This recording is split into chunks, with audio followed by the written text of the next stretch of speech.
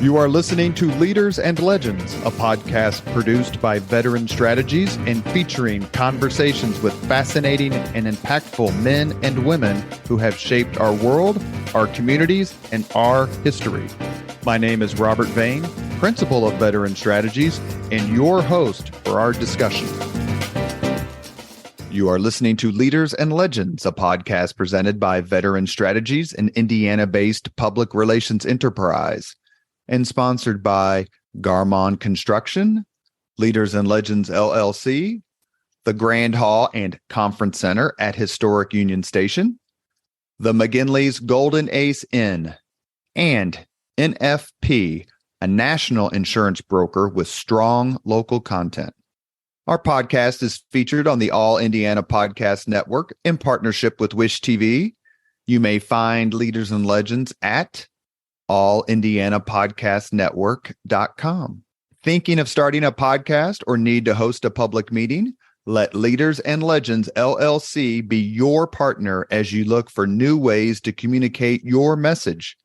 Please contact Chris Spangle or me at leadersandlegends.net. And as always, all our podcast interviews are dedicated to the legacy and generosity of P.E. McAllister. Our guest today is the brilliant and best-selling author, Evan Thomas. He was on a few months ago to discuss his book on Richard Nixon, Being Nixon. He's very graciously come back to discuss what is one of my absolute favorite books about a sort of never-ending controversy regarding World War II. The book is titled Road to Surrender: Three Men and the Countdown to the End of World War II. Mr. Thomas, thank you so much for coming on the podcast. Hi, Robert. Good to be back. Let's get right into it. You've subtitled your book, mentioned the three men. Who are, in this case, the three men who led the countdown to the end of World War II? You probably never heard of any of them, but one of them is Henry Stimson, who's the Secretary of War. We would call him the Secretary of Defense today, but the Secretary of War, Henry Stimson, he's the chairman of the board of the atom bomb project. And the next one is the only civilian in the Japanese government. His name is Togo, not Tojo. People think of Tojo. He was the prime minister. Togo was the foreign minister, and he's the only civilian in the ruling council in Japan. And the third guy is named Tui Spots. And Tui Spots is the head of strategic bombing, first in Europe, and then is sent over to the Pacific specifically to drop the atom bomb. And why did these three men have so much power with regard to the decision, A, to drop the bomb on Japan, and B, the timing and the necessity of the Japanese surrender? First of all, as I mentioned, Stimson's I call him the chairman of the board. Ultimately, it's the president's responsibility. President Truman is responsible for dropping the bomb. But as your listeners will recall, FDR is the president up until April of 1945. And Harry Truman is the neglected vice president. President Roosevelt doesn't even talk about the atom bomb. Truman knows from being a senator that the atom bomb exists, barely, but he hasn't been briefed by his own president on the fact that the United States is building an atom bomb to drop on Japan. So, and we're close. And by this time, we're relatively close. Yeah, we are close. This is April, May. The bomb is dropped in August. So we are getting close. Okay, so who's in charge here? It's not really Truman. He's ultimately responsible, but he's out of it. He doesn't really know much about it. Who's in charge? Henry Stimson, Secretary of War, is the guy who's been running the show since about 1942 when they get the Manhattan Project going. Now, the other big figure is a guy named General Groves, who is the military guy. He's the Army guy. He runs the day-to-day, and he's a very powerful figure. His line about Truman was just like a kid on a toboggan. The images of a kid just going down the hill on a toboggan, he can't stop. So that Truman had no control over the bomb. We were going to use this thing regardless, in Groves' view, and should have used it. Those are the principal actors. On the military side, I chose General Spots because He is the guy, he gets the order. The order is signed at end of July, and it's signed by Stimson, signed by my guy, Henry Stimson, Secretary of War, and it's to General Spots, who was a strategic bombing commander in the Pacific. And it says drop, besides 4 targets, Kura, Hiroshima, Nagasaki, and Nagata, 4 Japanese cities, and bombs as made ready, it says in the order. Bombs as made ready. And the order is to drop as soon as possible, weather permitting, basically. And that's the order that goes out at the end of July, and it goes to Spots. So I wondered, what is it like to be the guy who gets the order to drop the atom bomb? And as it turns out, Spots had been the guy principally responsible for bombing Europe. So he's killed a lot of people, and he's about to kill more. And so I wondered, what's it like for him? Togo I picked because I mentioned he's the only civilian on the Supreme War Council. That's significant because Japan is really run by the military, by the generals, who have a kind of a military cult. And there's an emperor, and the emperor is divine. That's important. And the emperor ultimately is the guy who decides to surrender. Only he has the power to do that. But he's a little bit like Harry Truman. He's being carried along by the wave here. And the wave has been the militarists, who are never say die until you're dead, the leaders. And in the Supreme War Council, they want to fight to the bitter end. And the one guy, and the only guy, who wants to surrender, says no, is my man Togo. So that's why I picked him. Go back just a little bit. I found a few things. You mentioned Leslie Groves, who to me has the greatest 1-2 punch resume of all time, because before he headed the Manhattan Project, he built the Pentagon. Yeah, in about 9 months or something, about a year. He's a get it done kind of guy. Wow. He's a sort of guy. I think of him these days because, not to wander off topic here, we have this perception that things are broken in the United States. It's hard to get things done, hard to get things built. If you live in California, good luck building anything. There's so many rules and regulations, and things are just slow, particularly in the defense area. All this flap these days about the military-industrial complex being. Look at Elon Musk. Think of Elon Musk. Mm-hmm. Groves is a somewhat similar character. A rude, crude guy, not crude, but a rude guy who gets it done. Little tiny staff, gives orders, expects them to be carried out, is pretty harsh about it. You don't get it done, you're fired. He's a tough dude, and he's a get it done. And he was, frankly, the kind of guy that we needed at that moment, because only Groves could pull together these woolly scientists. And Groves hates scientists. He thinks they're a bunch of commies, long hair. He does. That's right. It comes through in the movie Oppenheimer a little bit, but if you read I think it's The Making of the Atomic Bomb, Richard Rhodes. Richard Rhodes, yeah. It comes through, and I wonder what Groves would say to having cinematically been portrayed by both Matt Damon and Paul Newman. Yeah, he would think great because they look better than I do. They're not as fat. Groves' one weakness, his only weakness, was candy, chocolates. And he fed. You look at the photographs, his tummy is bulging over his belt. He doesn't really look like a soldier, to tell you the truth. He has this little mustache. This is so often the case. They don't look like the guy who plays them in the movie. They don't look at all like Matt Damon or definitely not Paul Newman. He's a brilliant get it done guy who, interesting to digress from a digression, is held in very low regard by Dwight Eisenhower, who basically fires him, retires him. Groves makes 3 stars, and then Eisenhower kicks him. So that's one. Number 2 is, you mentioned how and obviously this podcast isn't about the Manhattan Project and all of that sort of thing, but Stimson, I did a podcast a couple months ago, and it's called The Partnership. It's a book. It's Ted, called, Ted Aldrich. Yeah. I know the book. I know him. He's great. The book is terrific. He's wonderful.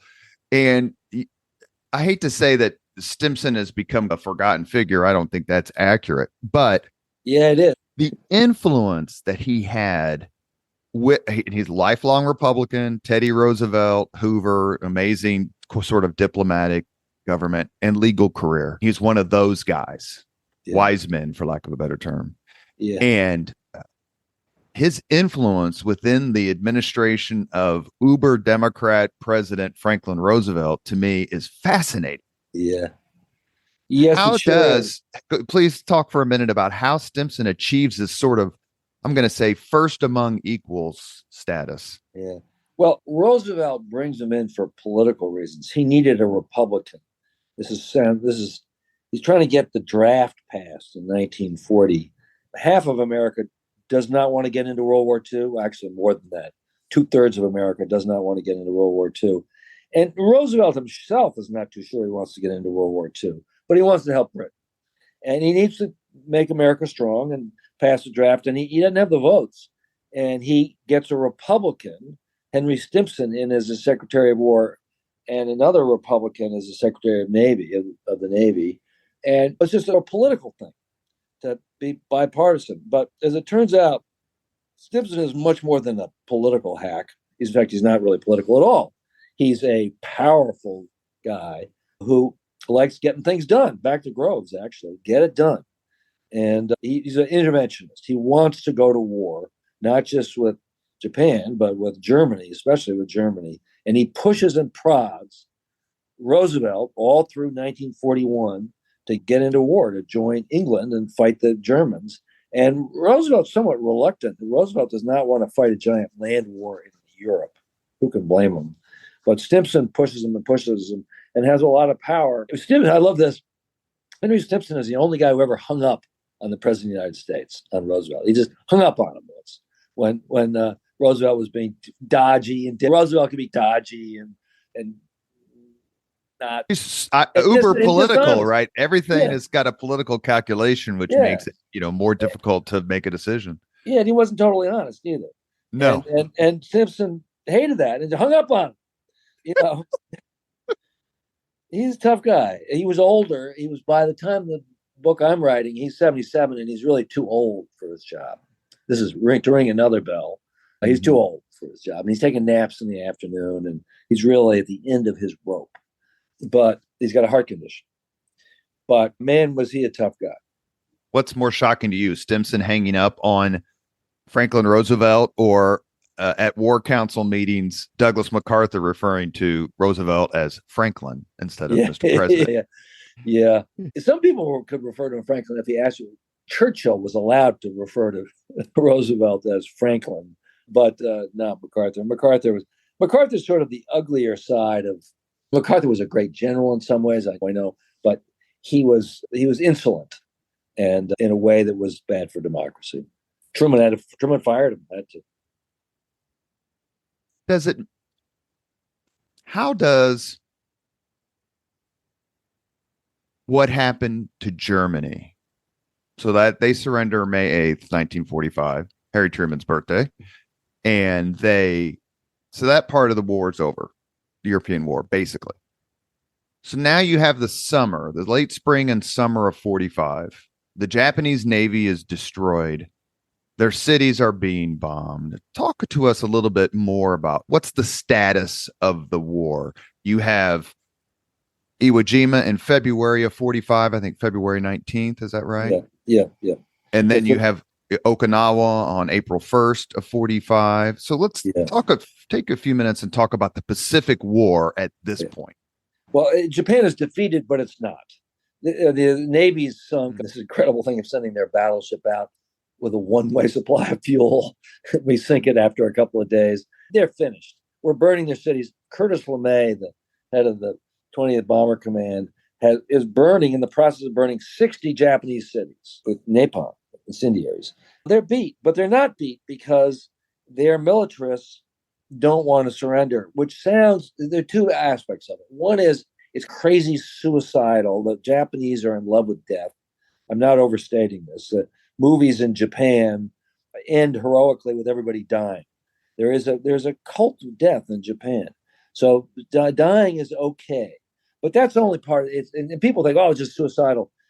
Actually, and this is the more interesting part, there was a practical reason for Japan not to surrender.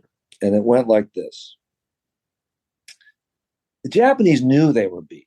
They were going to have to, but they wanted terms. And what they really wanted was no occupation of Japan and no war crimes trials, because guess who's going to hang in the war crime trials? The militarists who run the place, right? And they want to keep the emperor. They're symbolic and divine emperor. Those are their terms. They think the only way to get those terms is to make the United States of America bleed, really bleed, make us invade. And they got waiting for us. They know where we're coming. They know the invasion zone. It's on the tip of the southern island, Kyushu, and they got waiting for us. 100,000 men and at least 10,000 kamikaze planes. And they have a Japanese name for their strategy, shiketsu, bleeding, the bleeding strategy. They're going to make us bleed. And they're not wrong in thinking they're going to do this. Obviously, we're going to win, but we're going to win after a lot of people have died. We're getting a taste of this. You mentioned first Iwo Jima. So we lose, I think it's 7,000 Marines to take an island that is 1/8 the size of Nantucket, right? A little dot in the ocean. That cost us 7,000 Marines. Then Okinawa, which is a bigger island, that cost us 12,000 Marines, airmen, sailors, soldiers. So, as Harry Truman says, the invasion of Japan is going to be Iwo Jima and Okinawa from one end to the other. And there are various estimates about how many Americans will die. The sainted General Marshall lowballs the number. So, in order not to shock Truman, he's afraid that if he gives the true number, the realistic number, Truman will say no. And so he predicts 31,000 people will die. That's the lowball number. Nobody. A million casualties. A million. Who knows? It's going to be there are literally 28 million Japanese under arms of some kind. They have a giant civilian army. Right. And they're giving little charts to housewives on how to attack a soldier with an awl, hit him in the groin with an awl, and to imagine what it would have been like. The U.S. we had 12 hospital ships. They're building hundreds of thousands of coffins. It's going to be the grossest thing ever. Well, am I wrong? And I don't know if I read it in your book or in another book, is we are still distributing in 2024. We're doing this podcast, recording it on Festivus 2024. We are still distributing the Purple Hearts that we had molded for the Japanese invasion. Yeah, that's a cool detail. I forgot that. That's a good one. That's astonishing. Yeah. You were listening. It's a dark laugh. It's a bleak laugh. I'm laughing darkly. You are listening to the Leaders and Legends podcast. Our guest today is esteemed journalist and historian Evan Thomas. We are discussing his book, Road to Surrender: 3 Men and the Countdown to the End of World War II. You mentioned the arming of Japanese, and we were talking about the possible casualties to the Allied forces, because it would have been Australian and British too, mainly the United States. What was the thought, and did it matter, of how many Japanese would be killed? Well, that's a good question, because we seem pretty heartless about the Japanese. After all, when we dropped the atom bombs, we killed a couple 100,000 of them, and we were burning their cities. So we were killing them, civilians right and left. So we were in a pretty bloody mind. But that's an important question, because if we had not invaded them and we had not dropped an atom bomb, and let's say we had blockaded them, which we were already doing, we would have starved them. And there were about 70 million people living in Japan at the time. But by Christmas, I don't know, millions of deaths from starvation and disease. And they're already down to, 1,800 calories or 1,500 calories a day? They were eating shoe leather. They were eating acorns. They were already starving to death. The only people who had food were the military. They had stockpile food. So they were going to be okay. But the civilians were going to be starving to death in short order. How much did the American military leaders, and maybe the Japanese were conscious of this, how much were they counting on the leftover or enduring hatred of the Japanese for Pearl Harbor That was very few people, when the bombs were initially dropped, most Americans were fine with it because they remembered the Japanese perfidy at Pearl Harbor. They remembered Bataan, the death march at Bataan. And also, there were beginning to be evidence of Japanese atrocities. Life magazine ran a picture of a Japanese soldier beheading a prisoner of war. I think he was Australian.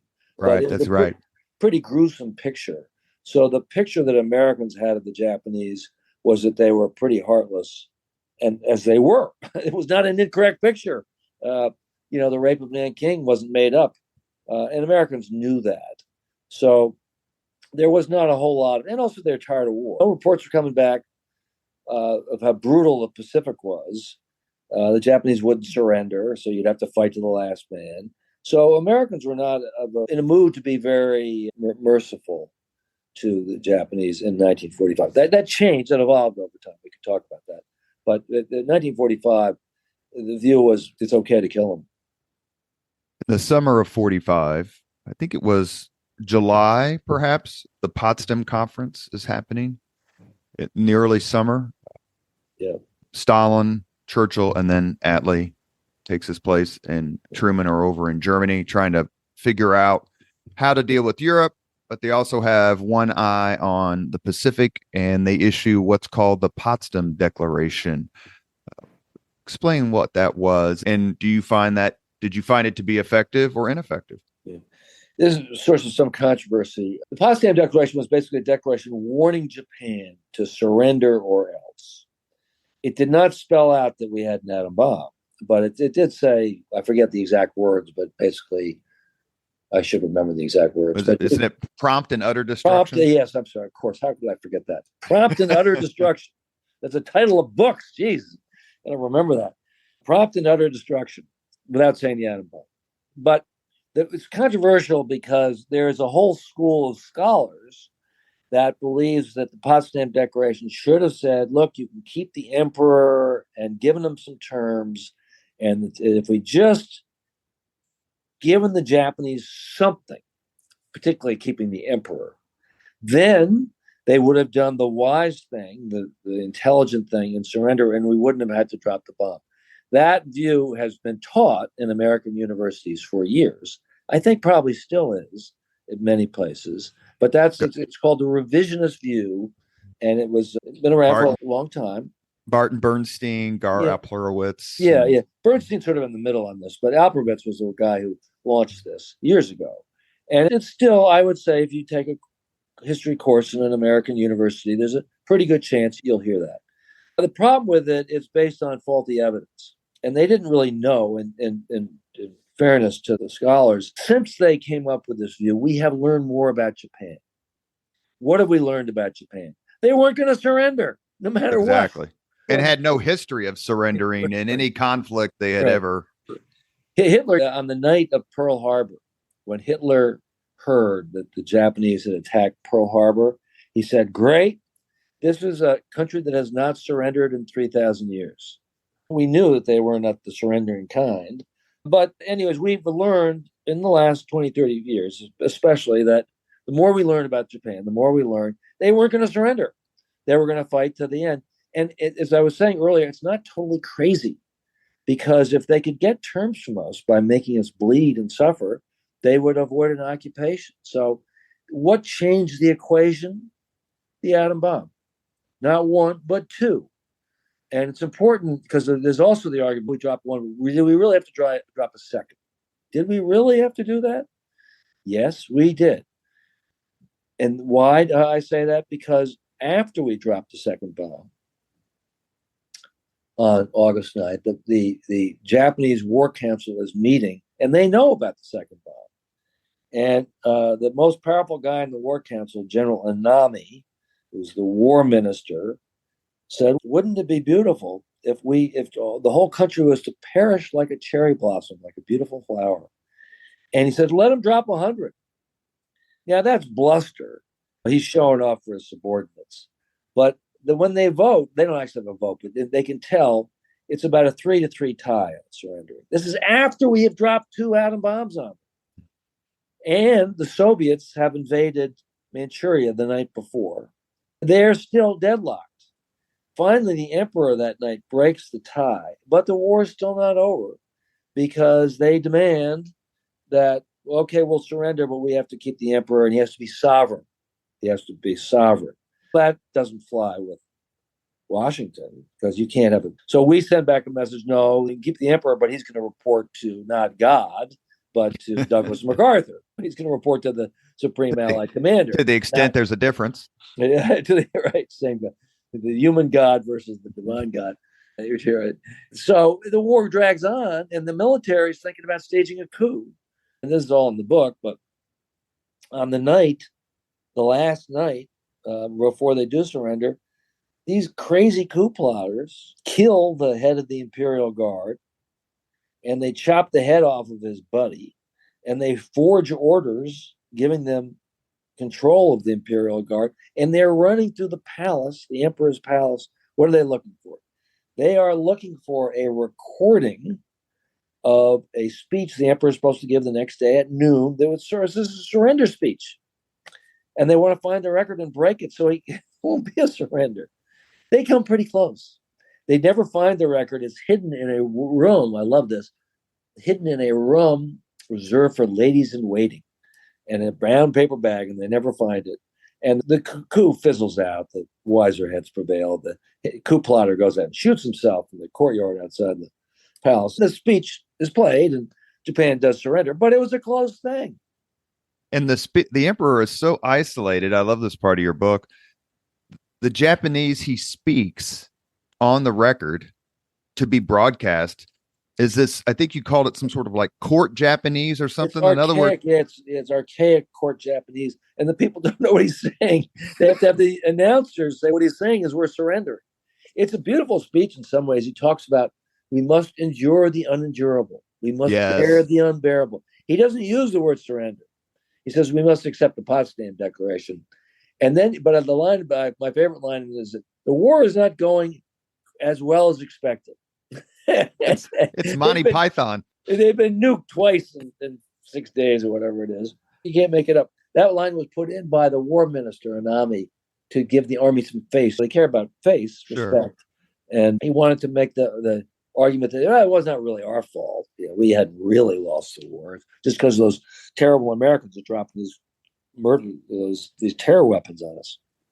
Let me ask you a question about that. I love, and a lot of people who enjoy history do, I love historic parallels. And so if I make a few and they're strained, please call me on it.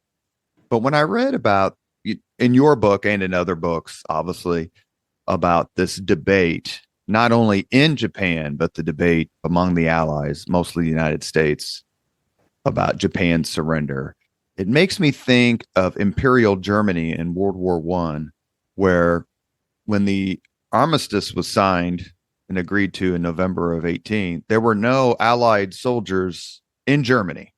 So how could we be losing the war? And the sense was, do you think that in some ways that was going through anyone's mind? It's, look, as you stated a few minutes ago, they're beaten, but they're not defeated.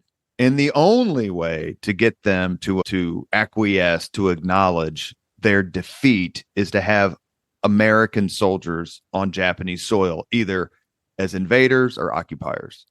Yeah, absolutely. The consequence in Germany, of course, was that whole theory of we were stabbed in the back, and Hitler rides to power blaming the Jewish people for this. So this is horrible beyond belief.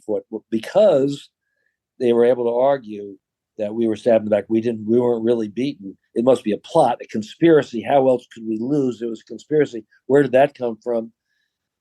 From the Jews, and that becomes Mein Kampf. That's Hitler's whole thesis. So it sure went bad in Germany. It didn't go bad in Japan because we nuked them.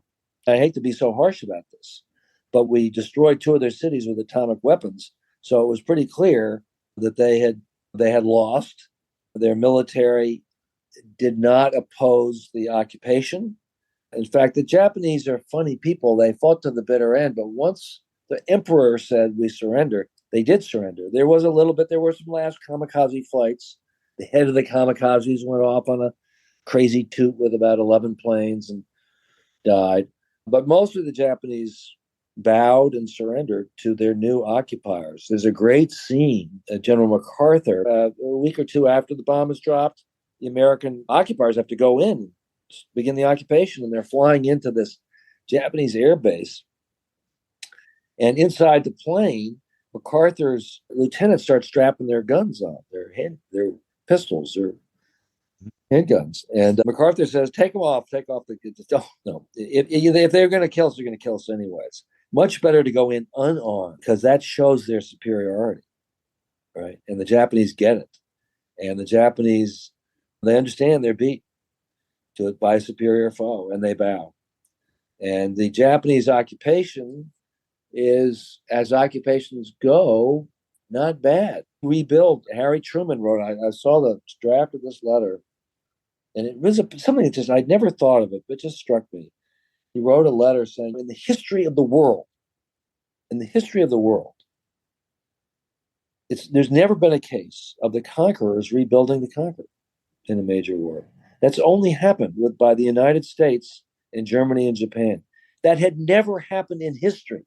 There are conquerors who would take over, and after they eliminated the leadership, were relatively benign rulers. I suppose the Ottoman Empire was, or you can find examples. But the idea of rebuilding the country that you had that waged war on you and that you crushed, and rebuilding them, that was new to history. That's an American invention.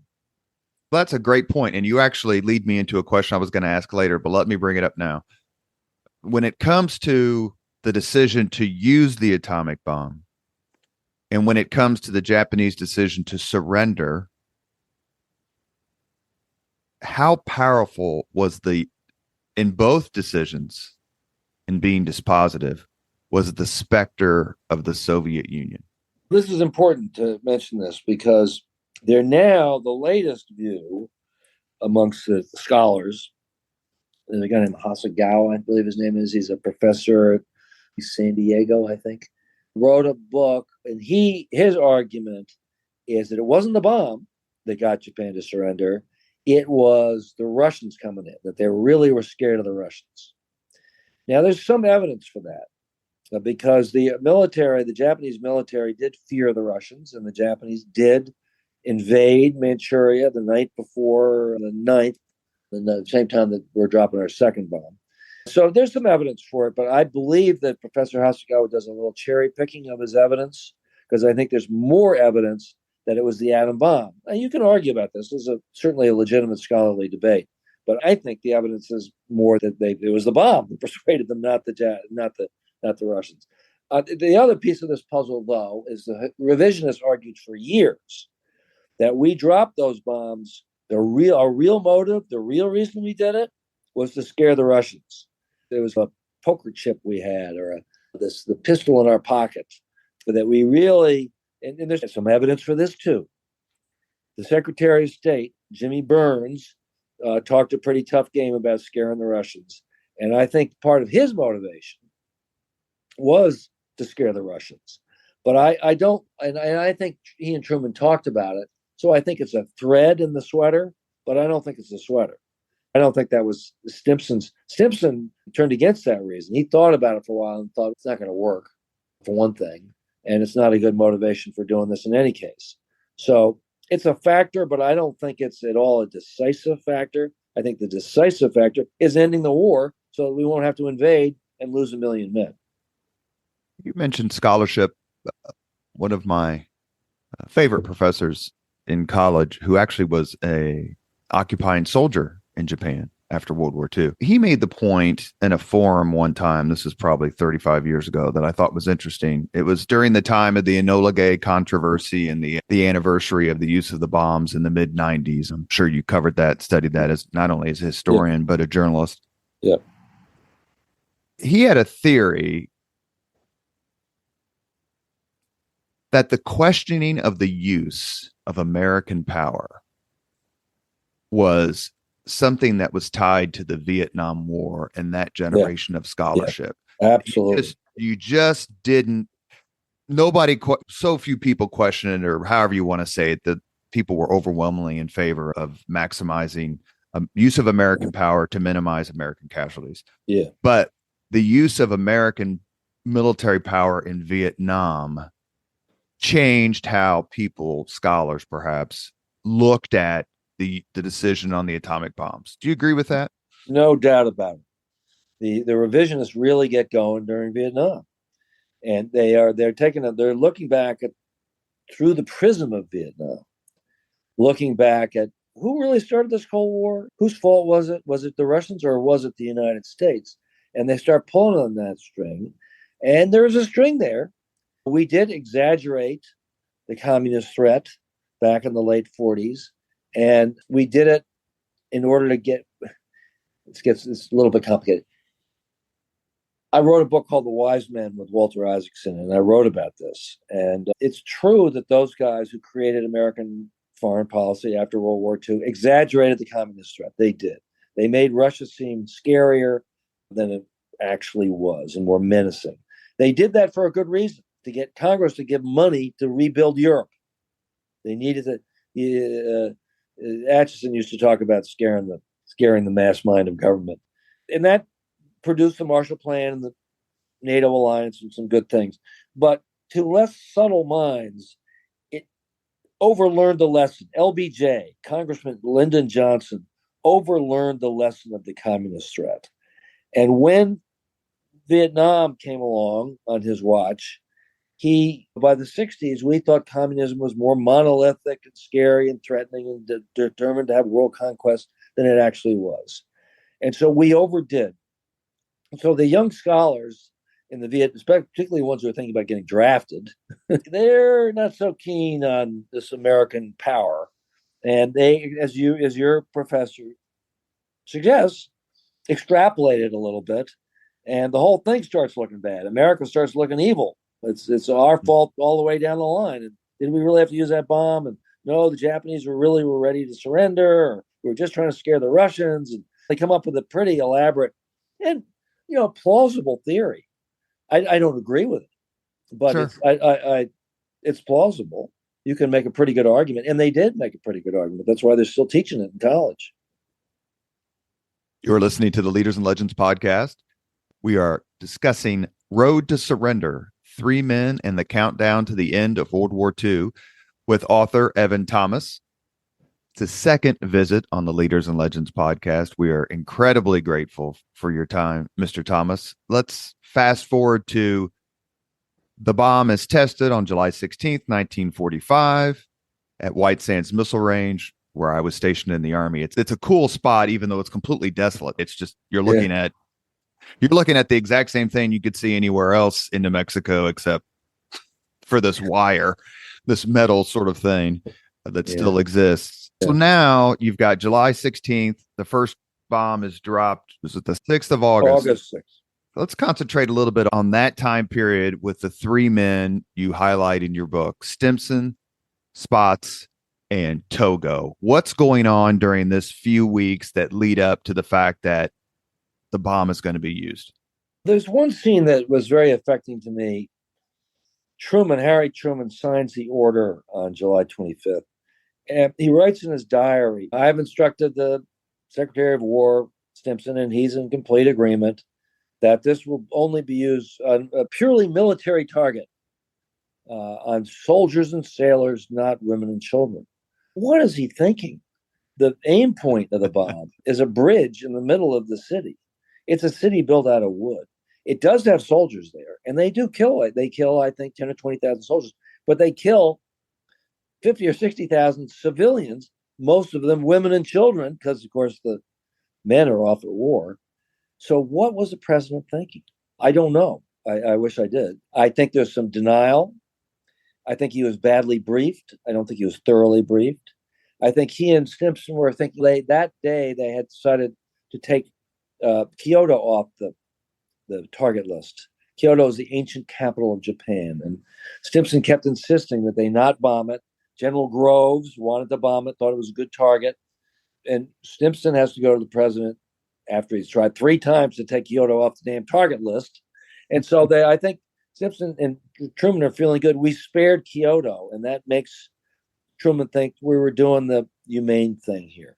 And he extrapolates from that and writes, it just isn't true. We were killing civilians. We were.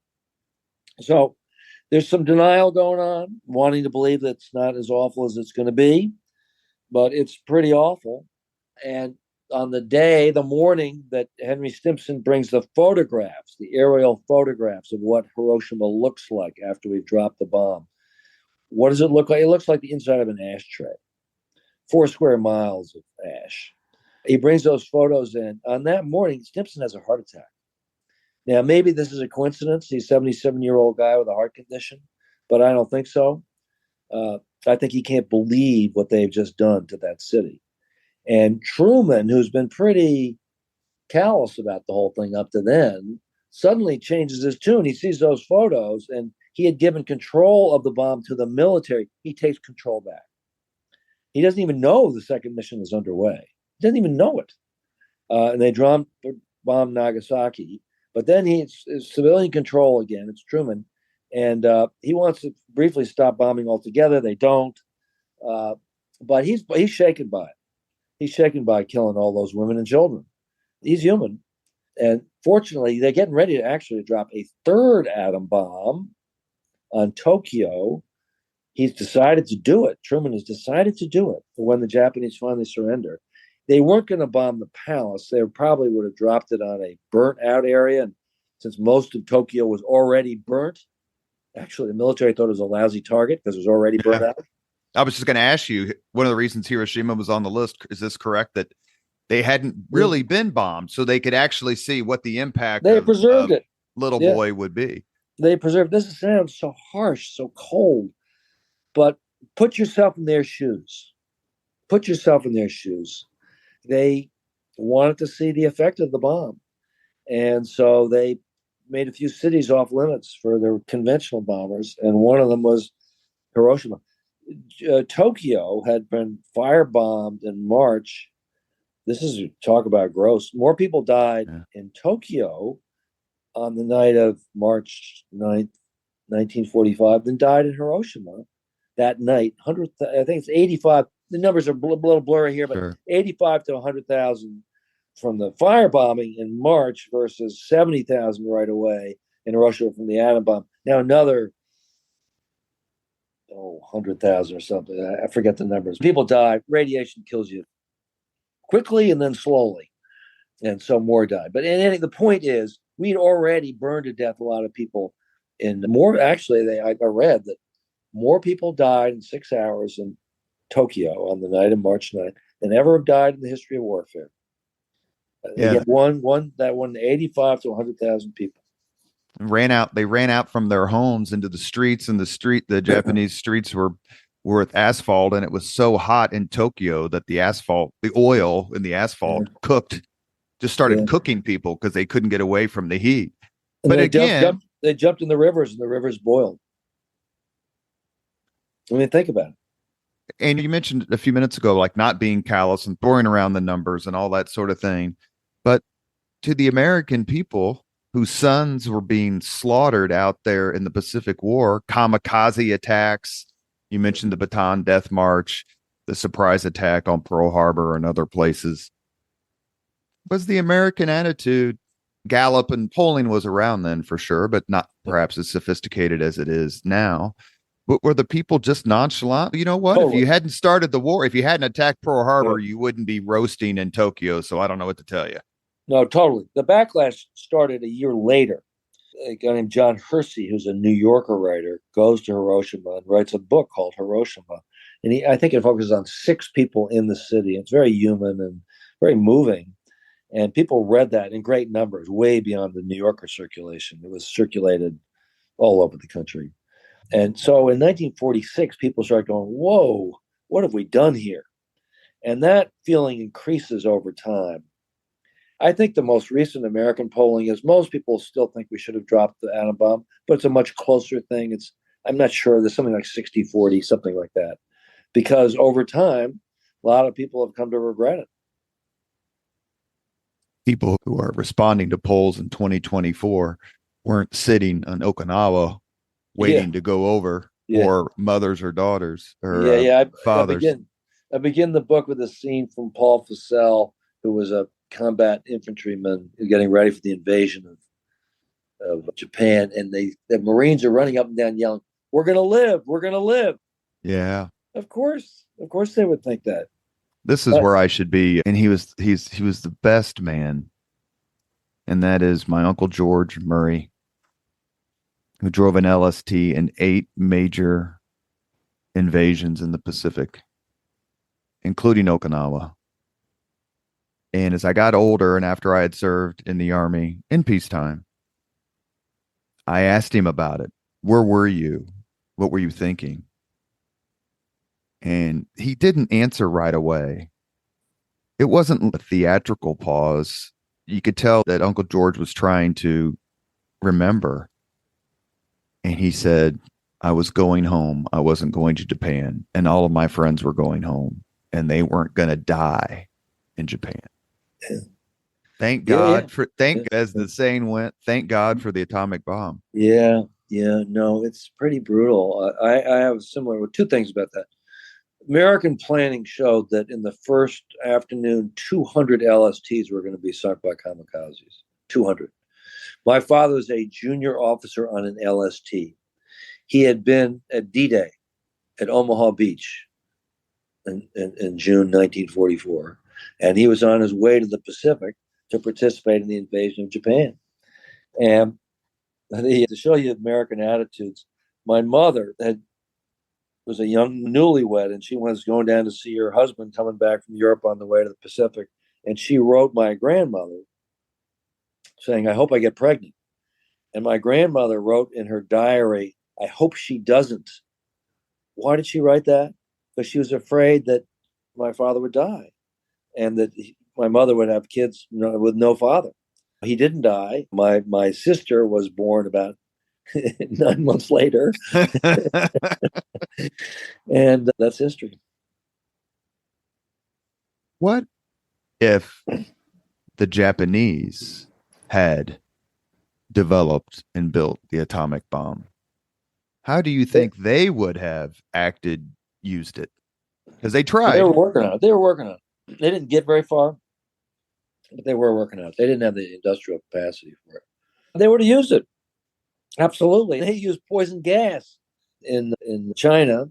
They ran these horrible medical experiments to test various torture devices and drugs.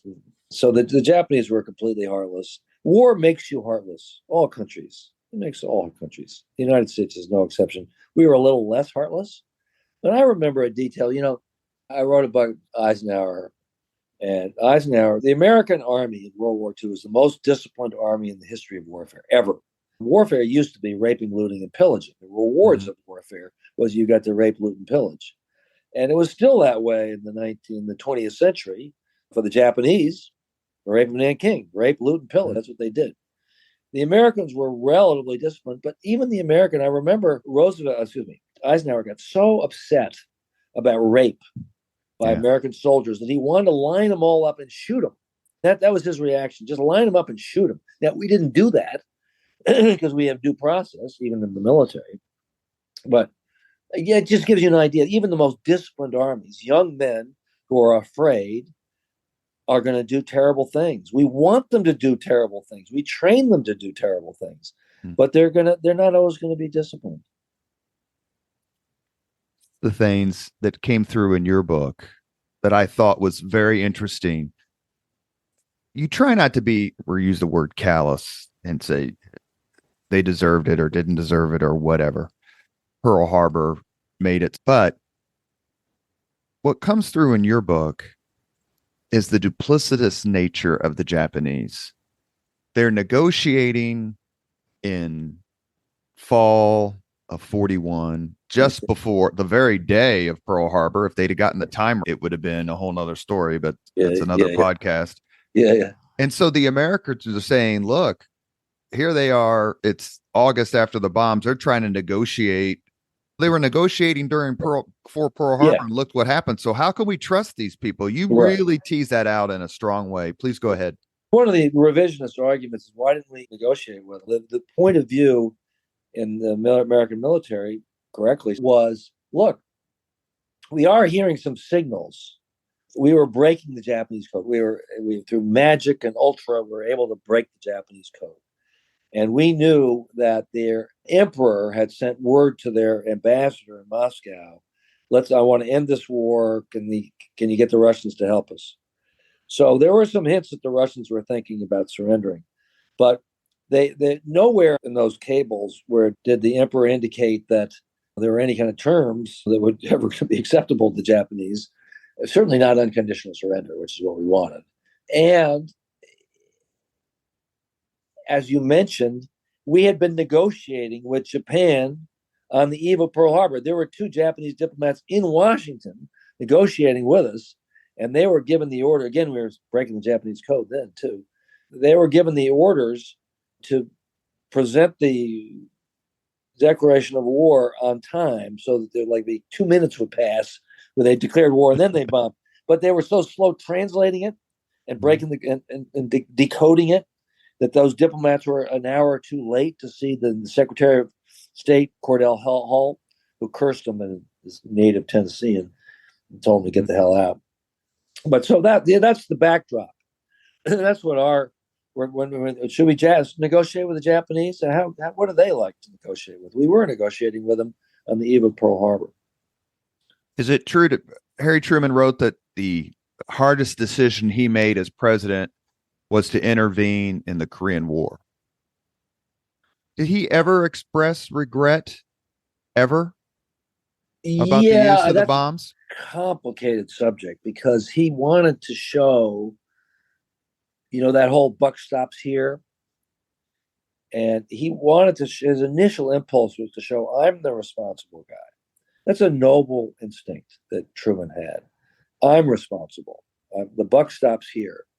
But there's evidence that he did have regret. It's just bits and pieces, but there is things he said in passing. One thing he did, he took back civilian control of the atom bomb. He didn't give it to the military. He knew it was a different kind of weapon. It wasn't like a conventional weapon. And that tells you something. But there's not much. We don't really know. One reason why I didn't write my book about Truman is the record is iffy. He didn't always tell the truth himself, as great statesmen sometimes do. The book Plain Speaking is interesting. Yeah, it's his version of history. So he's a hard source to use for historians because he wasn't always honest himself. I feel funny saying that because Truman was, as human beings go, pretty honest guy. And I love that about him. But in his writing of his own memories, he sometimes made it up. We have a few minutes left with author Evan Thomas. We're discussing his book, Road to Surrender, 3 Men and the Countdown to the End of World War II. What was the fate, ultimately, of Foreign Minister Togo? Ironically, he's sentenced to prison as a war criminal for 20 years. He had been in the cabinet at the time of Pearl Harbor, and therefore he was deemed to be a war criminal. We had these war crime trials in Tokyo after the war, and we wanted to make a point that aggressive war was illegal. So the top brass in Tokyo, all of them were sentenced. Some of them sentenced to death. He didn't get a death sentence. Some life imprisonment. The latest sentence was 20 years for Togo, because, as I say, he'd been foreign minister during Pearl Harbor. It was a bum rap. We should have given that guy a medal, because he saved a lot of lives by his determination to end the war. We didn't know that. His lawyer tried to make that argument, but really wasn't heard at the time. Those Tokyo trials were not great. So he went to prison. He died in prison. Tui Spots was agonized over it. He was a phlegmatic guy, and he's not a whiner, not a complainer. But his granddaughter told me as he approached his death, he couldn't sleep. He would moan. And he told her, I regret this. We should never use these weapons again. It was a mistake. He was torn by it. You give an order to kill 200,000 people. How are you going to feel about it? No matter how noble it is. Secretary of War Stimson? He had these heart attacks I mentioned when he saw the photographs. He had a little heart attack, and then a bigger heart attack a month later when he tried to start arms control with Russia. Truman was not buying that, no arms control. And so he was 77 when he left. He was diminished. He lived, I think, 5 more years, but he was sadly diminished and sad. He felt some guilt, we know that, and died. So there was a notion, let me say it a different way. There is no doubt there was a belief among top brass in the military, top diplomats, government officials, that this was a different type of bomb, a different type of warfare. Like, it doesn't matter if we killed 100,000 people in Tokyo with napalm. That's thousands of planes. Here's one plane, one bomb, and its devastation is not only immediate, but long lasting. So there was never any sort of conflating like, oh, this is just another thing. This is just another thing. A little murkier than that, For one thing, you said long lasting. We hadn't really looked into the radiation piece. Why? Because we didn't want to know. We knew a little bit about it. We knew just enough about it to not want to look into it. General Groves testified when they were discovering the radiation sickness was this terrible thing. He testified, I'd always heard it was a pleasant way to die. No, radiation is not a pleasant way. Radiation poisoning is the most unpleasant way to die. But it goes to his need to be in denial about it. So we didn't know the long-lasting piece. We didn't want to know, didn't want to know. There was some view that it was like a conventional weapon. Paul Nitze, for years, who was part of the strategic bombing survey that looked at the atom bomb and looked at the bombing. Long times armed control negotiator, lifelong Democrat. Yeah, and pretty great American, I think. He took the view that it wasn't that different from a conventional weapon. It was just like a big fire weapon. So it's a little murkier than that. Now, having said that, Harry Truman, as I said, took it away from the military because he thought it was a terror. Over time, we certainly became aware that it was a terror weapon and that we shouldn't, there's a taboo against using it. There are interesting debates at the time of Korea. Eisenhower's National Security Council talked about using the weapon on Korea. There was some talk about it. They didn't do it, but they talked about it. And there was this kind of unease about the whole thing. And it's fair to say, it's not fair to say, it's demonstrably, mathematically indisputable that the bomb used on Hiroshima and Nagasaki compared to the thermonuclear weapons of the late 20th, early 21st century, there's no comparison. Yeah, kilotons versus megatons. The missiles on our subs, on our boomer subs, those things, each one is about 200 times the size, and those aren't even that big. 200 times the size of Hiroshima. The tactical weapons are the size of Hiroshima, or so they can be dialed down to be smaller or larger. But those are tactical weapons. Those are battlefield weapons now. So let me put Brent, my friend and former boss back in the day, Brent Bozell, let me put him into shock. It's President Evan Thomas. And you get to decide, because there were a lot of different sort of ideas in 45. Do you give a demonstration? Do you use it? Do you use it on Tokyo? Yeah. What would you have done presented with these? Because there were alternatives proposed that said, look, we can do these things and not kill anybody and show the Japanese the power of this bomb. Where would you have put yourself? They spent about 15 minutes discussing that demonstration because they were scared it wouldn't go off. Yeah, it'd be a dud. The plane would get shot down. They only had a couple of bombs ready. They did talk about it for literally 15 minutes at lunch. And then, no. So I wouldn't have considered the demo. That sounds good now. Mm-hmm. But in the context of the time with what they knew, no. There was we could have blockaded them and starved them to death. Would that have been better? You would have had a revolution probably in Japan and probably be half Russian today. That wasn't a better alternative. There was no good alternative. The point of this, and Simpson, you just asked me about, Simpson died unhappy. There was no good alternative. There was no good. This is why you don't get into wars. Wars are easy to get into. They are hard to stop. And this, the greatest war in history, was really hard to stop. Quote from the movie Argo: "No, sir, this is the best bad idea we have." Yeah, right. Exactly. So President Thomas would have dropped the bomb on Hiroshima? Yeah, and then spent the rest of my life feeling terrible about it. And you would have dropped the bomb on Nagasaki? Yep. But is it fair to say, and maybe only the bombs could have made this happen, that one of the most unqualified, unambiguous successes in American military and diplomatic history is the occupation of Japan? Yeah, totally. That's history is wonderful that way. We did the worst thing. Some people still say it's a war crime. I don't think it was. There's an argument that it was, and yet we did rebuild a democracy, a functioning democracy in Japan, and physically, and Japan became an ally of ours. And, that was messy. There's a book called "Embracing Defeat" by John Dower about the occupation. It's a messy story. There are some myths that are being debunked. One is that we raped a lot of Japanese women. That was recently in a book by a guy who helped me, a researcher who helped me, a terrific guy, Brian Walsh, got into the record to prove that was not true. That was put out by the Japanese left because they wanted to make Japanese feel better, and because the Japanese had done a lot of raping, so they figured we must have too. Not true. We didn't. But so that occupation, as occupations go, ran pretty well. Probably the best thing Douglas MacArthur ever did was not fight a war.